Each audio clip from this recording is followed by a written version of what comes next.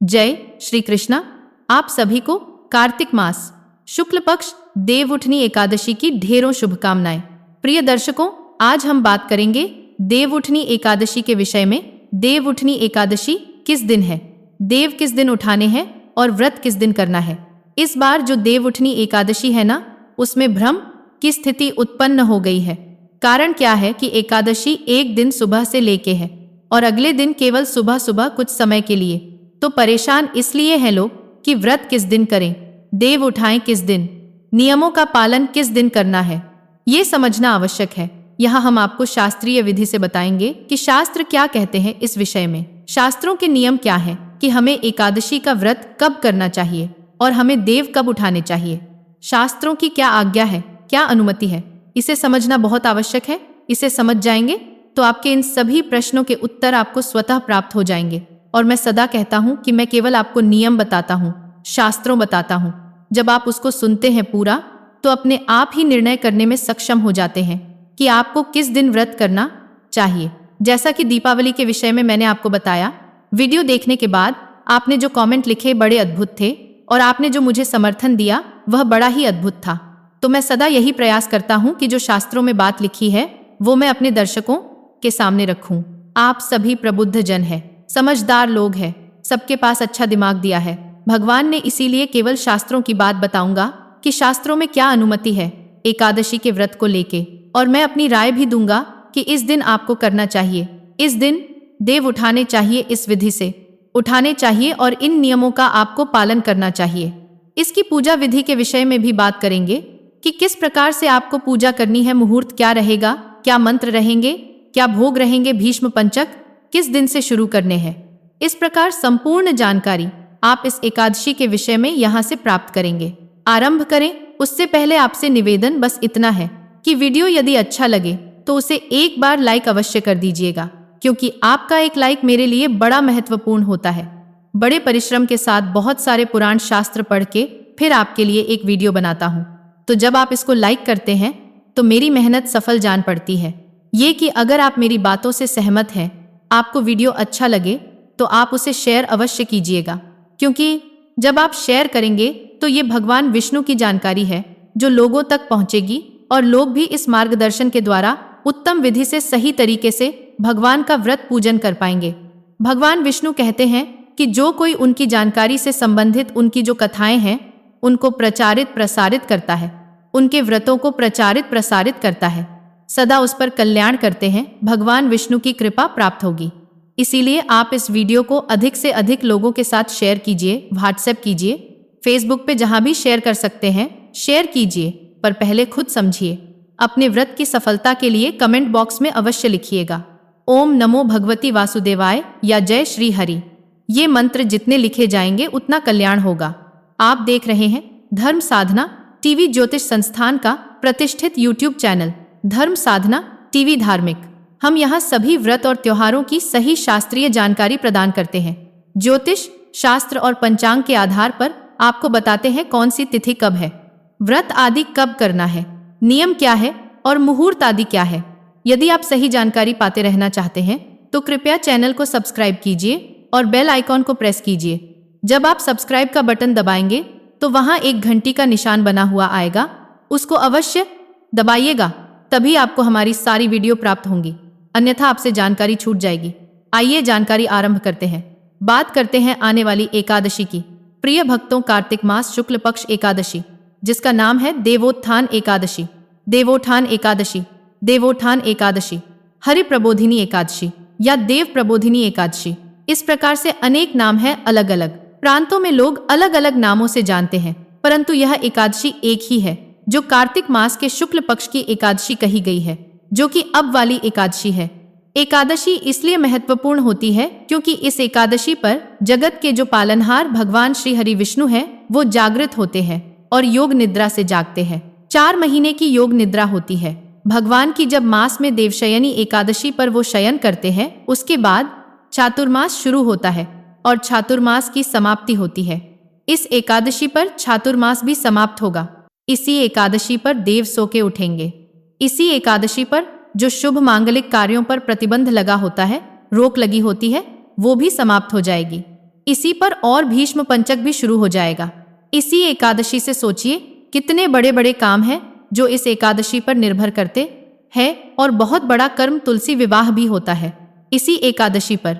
इसीलिए अब आप इससे एक अंदाजा लगा सकते हैं कि कितनी महत्वपूर्ण होगी ये एकादशी, कितनी बड़ी है ये एकादशी। इस समय कोई और एकादशी है नहीं।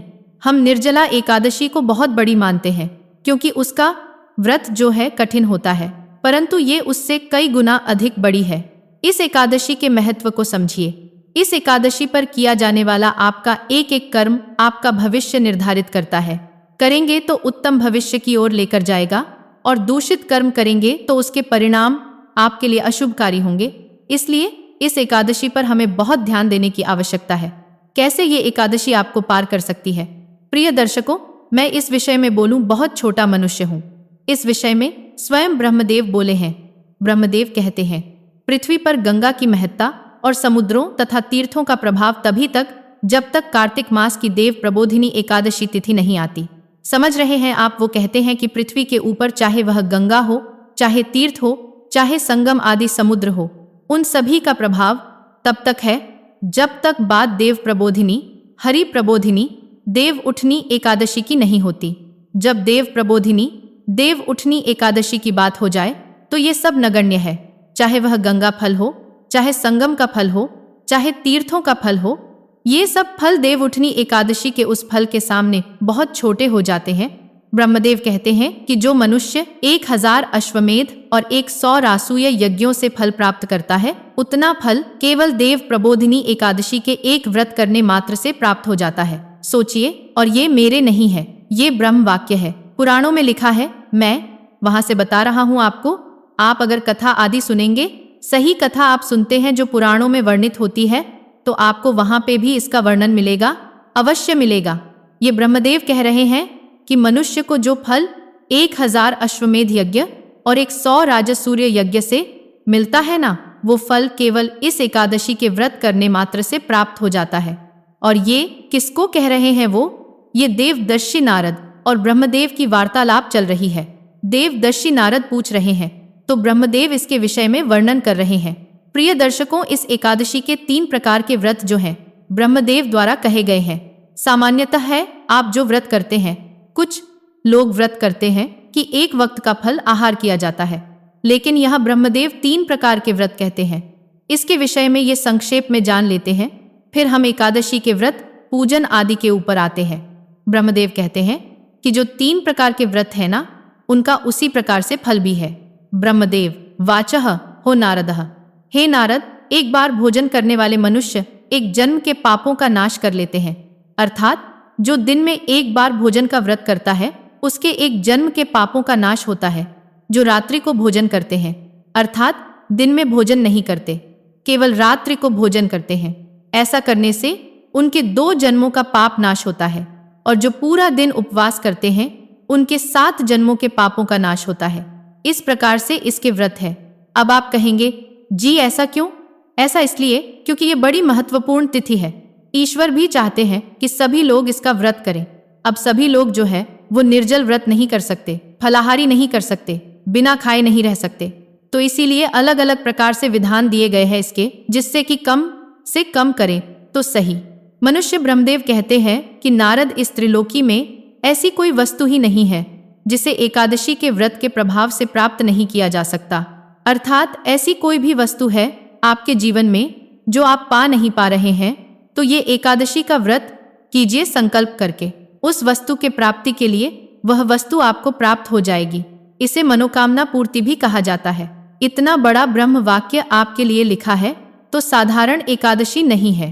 फिर मैं कहूंगा कि इसको अधिक से अधिक लोगों के साथ शेयर कीजिए जानकारी को, जिससे कि सब लोग लाभ ले सकें। आइए अब इसके नियमों की जानकारी पा लेते हैं और पूजन करते हैं। नियमों में विशेष रूप से दशमी तिथि से इसके नियम आरंभ होते हैं। दशमी तिथि को ही आपको जो भी माताएं बहनें हैं, बाल आदि धो के नियम धारण कर लेना है, ब्रह्मचर्य धारण कर लेना है। एक वक्त का भोजन कहा गया है। दशमी तिथि पर रात्रि को आपको अन्न नहीं खाना चाहिए। अगर संभव है आपके लिए ये नियम पालन करना है तो कीजिएगा, पर मैं ये अवश्य कहूंगा कि स्वास्थ्य का ध्यान अवश्य रख लीजिएगा। कांसे का पात्र त्याग कहा गया है। व्रत के एक दिन पहले से मसूर की दाल का भी त्याग कहा गया है, तो इन बातों का ध्यान रखिएगा। मूली बैंगन का त्याग है, इनका ध्यान रखते हुए व्रत के एक दिन पहले का दिन व्यतीत कीजिए। अगले दिन व्रत वाले दिन आप सूर्योदय से पहले उठिएगा। उठने के बाद स्नान आदि करके स्वच्छ वस्त्र धारण करके और फिर हम व्रत पूजन करेंगे। प्रिय दर्शकों, पूजन, मुहूर्त और बाकी जानकारी दूं उससे पहले एक बहुत विशेष जानकारी आपके लिए। ये जो आने वाली एकादशी है ना, ये एक तो इसीलिए विशेष है क्योंकि ये देवोत्थान देवउठनी एकादशी, इसकी महिमा आपने आरंभ में सुनी। इसी के समकक्ष और इससे बड़ा जो है वो ये है कि ये त्रिस्पर्शा एकादशी है। त्रिस्पर्शा एकादशी के विषय में शास्त्रों में बहुत अधिक महिमा कही गई है। त्रितिथि स्पर्शा एकादशी वह होती है जो एक व्रत, त्रिस्पर्शा जो व्रत है एक ही व्रत 3 तिथियों को स्पर्श कर रहा होता है। अर्थात व्रत आप एक करते हैं परंतु उसका स्पर्श 3 तिथियों के साथ हो जाता है। और ये कोई साधारण संयोग नहीं होता, ये असाधारण संयोग होता है जो कभी कभार ही होता है।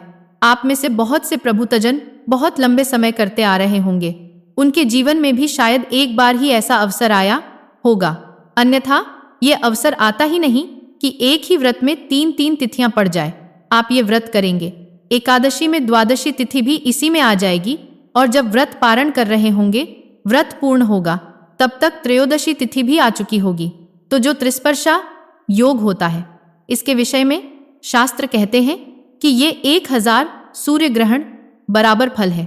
1000 सूर्य ग्रहण में जब आप तप करते हैं, जप करते हैं, व्रत करते हैं, दान करते हैं, उन सब का पुण्य इस एकादशी के व्रत के सामने कुछ नहीं होता जो त्रिस्पर्शा एकादशी हो। त्रिस्पर्शा एकादशी यदि कभी करने को मिल जाए तो नारायण कहते हैं कि ये वो अवसर है जिसे कभी भूल के भी नहीं छोड़ना चाहिए।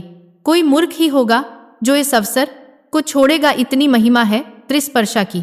त्रिस्पर्शा एकादशी आपको मंदराचल पर्वत जितना स्वर्णदान, मंदराचल पर्वत जितना स्वर्णदान जब आप ग्रहण के समय करते हैं उससे अधिक फल देती है, क्योंकि ग्रहण के समय के दान का फल बहुत अधिक कहा है। शास्त्रों में सबसे अधिक फल अगर है तो ग्रहण के समय दान का है।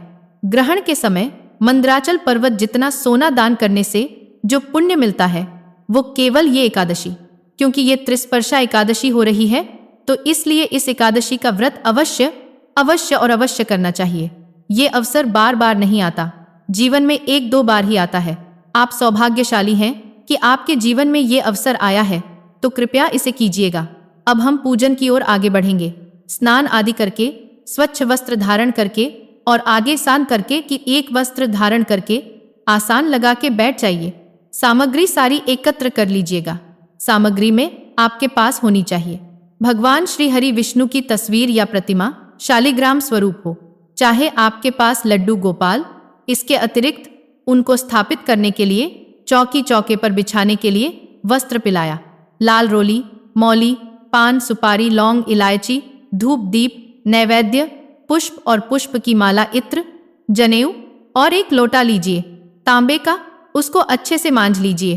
पहले उसमें गंगा जल भरिए, फिर उसमें भरिए शुद्ध जल और जहां आपने पूजन करना है उस स्थान पर तथा सभी सामग्री पर फूल के उस जल के छींटे दीजिए। हम मंत्र पढ़ते हैं, इसे पवित्र करेंगे सामग्री को और स्थान को। इस प्रकार से आपने उस स्थान को शुद्ध किया है और उस सामग्री को पवित्र किया है जो भगवान को अर्पित की जानी है। अब चौकी बिछाइए, चौकी पर वस्त्र बिछाइए, लाल या पीला जो आपके पास है, और वहां पर भगवान की प्रतिमा या तस्वीर को स्थापित कीजिए। उनके सामने घी का दिया रखिए, धूप रख दीजिए और ये स्थापित करने के बाद अपने सीधे हाथ पर जल लीजिए और हाथ धो लीजिए। लोटे में 1 चम्मच डाल लीजिए, चम्मच से जल लीजिएगा, हाथ धो लीजिएगा। हाथ धोने के बाद 1-1 चम्मच जल आपने ग्रहण करना है। चम्मच का अभिप्राय है छोटा चम्मच जो आता है ना, बहुत बड़ा चम्मच नहीं, जिसे जलाजमी कहते हैं। अचमनी आती है एक छोटी सी, तो आप उससे अपने सीधे हाथ पे जल लीजिए और 1-1 मंत्र पर वह 1-1 चम्मच जल से आचमनी कीजिए, अर्थात 1-1 चम्मच जल हाथ पे लेके पी जाइएगा।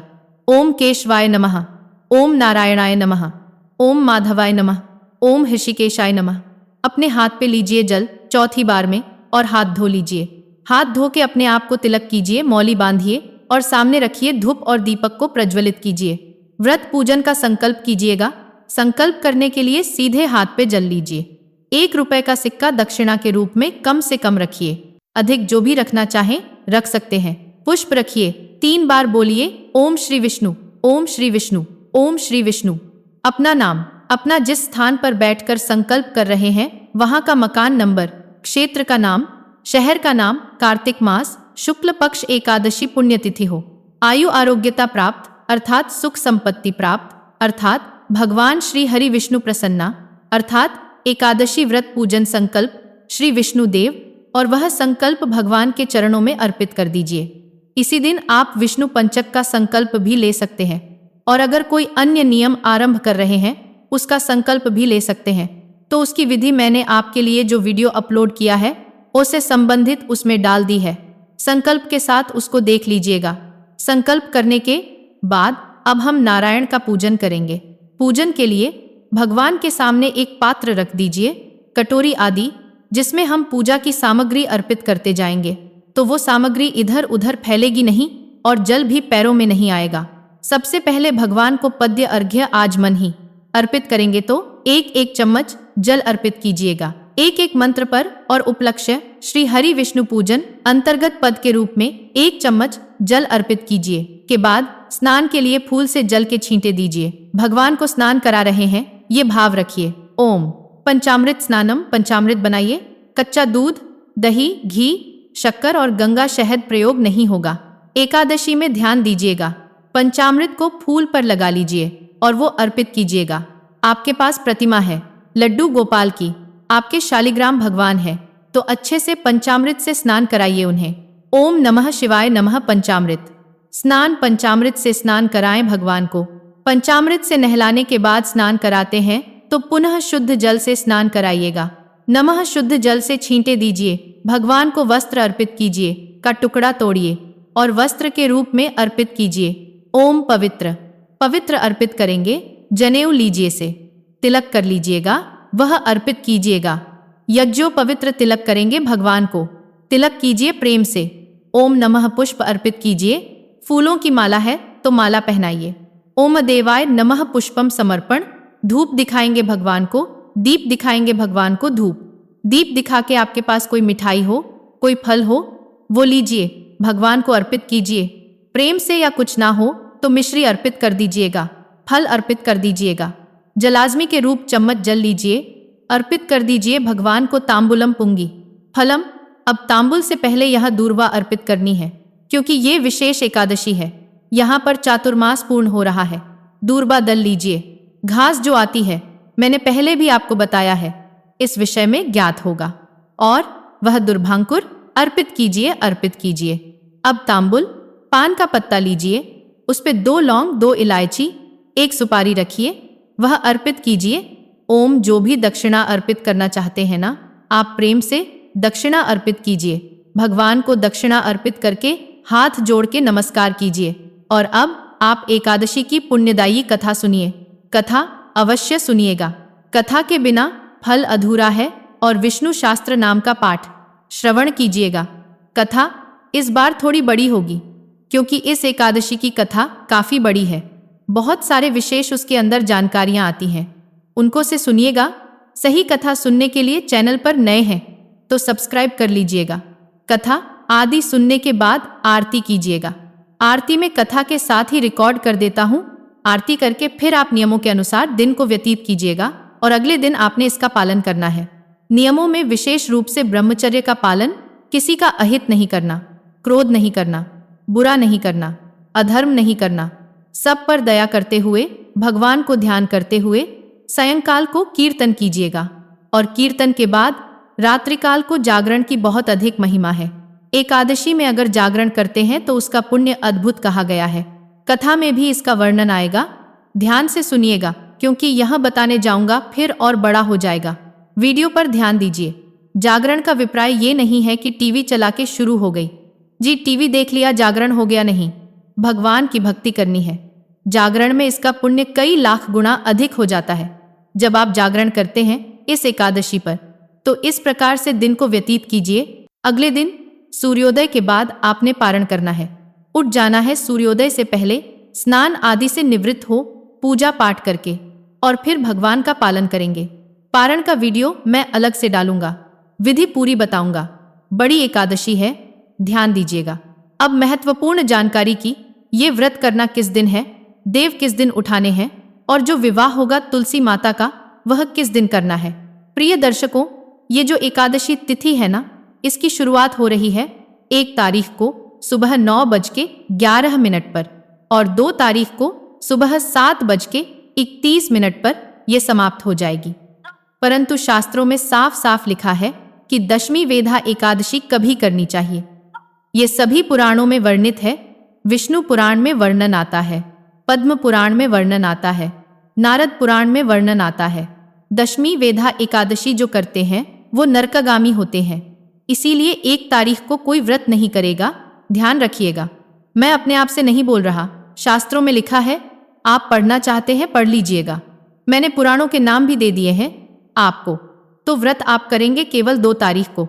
द्वादशी युग का व्रत श्रेष्ठ व्रत होता है और कभी अगर असमंजस होना तो नारद पुराण तो ये भी कहता है कि किसी से बिना पूछे द्वादशी के दिन ही व्रत कर लो जी, एकादशी का श्रेष्ठ होता है, ये मैं नहीं, पुराण कहता है। तो व्रत आप चाहिए प्रिय दर्शकों नियम अनुसार सिर्फ और सिर्फ 2 तारीख को। शास्त्रीय नियम तो यही कहता है।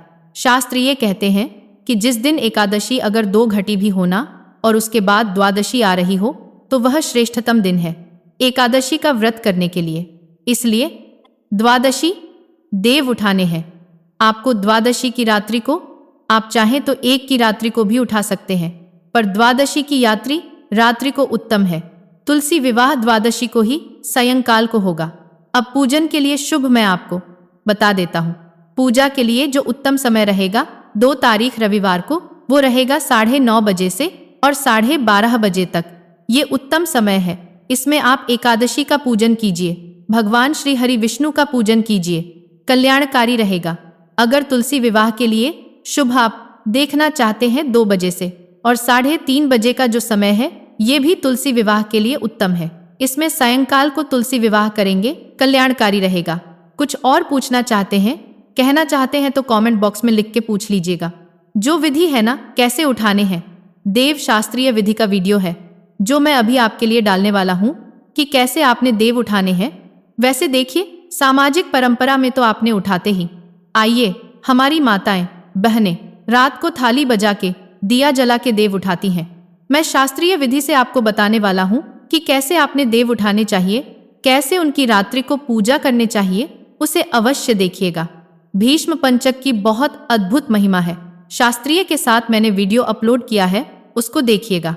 और आंवला नवमी पर कैसे पुण्य अर्जित कर सकते हैं, वीडियो अपलोड किया है। और आंवला नवमी का दीपदान कैसे होगा, उसका वीडियो भी आज रात्रि को आ रहा है, मैंने स्वयं करके दिखाया है, उसका भी लाभ लीजिएगा। भगवान सब पर कृपा करें। हरे कृष्ण।